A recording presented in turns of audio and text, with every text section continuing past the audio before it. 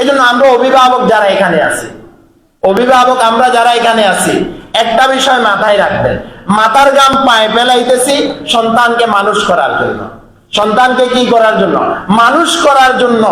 এটা অঙ্গীকারবদ্ধ হয়ে যান, কোন অবৈধ উপায়ের অর্থ সম্পদ আমি নিজে খেলেও আমার ছেলে মেয়ে বিবি বাচ্চাকে খাওয়াবো না ইনশাআল্লাহ। নিজে খাওয়ার তো প্রশ্ন আসে না, তারপরে কথার প্রসঙ্গে বলা, আমার ছেলের মুখে দিব না, ছেলে উপবাস থাকবে, মেয়ে উপবাস থাকবে, আমার স্ত্রী উপবাস থাকবে, কিন্তু হারাম টাকা আমার সন্তানের মুখে দিব না। রাসূল হাদিসের মাঝে বলে, যার সামান্য একটু হারাম অংশ তার শরীরের মাঝে ঢুকবে, 40 দিন পর্যন্ত তার ইবাদত, নামাজ, রোজা, ইবাদত কিছুই আল্লাহর দরবারে কবুল হবে না। পরিষ্কার কথা।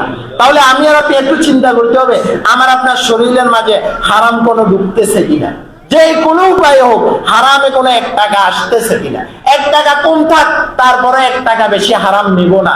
আমার 2 টাকা কম হোক, 2 টাকা হারামে 60 টাকা আমি নিব না। হারামের অর্থ সম্পদ আমার ঘরে আমি প্রবেশ করাবো না। হারামের অর্থ সম্পদ আমি আমার ছেলে মেয়েদেরকে খাওয়াবো না। হারামের অর্থ সম্পদ দিয়ে আমি অন্যকে খুশি করব না।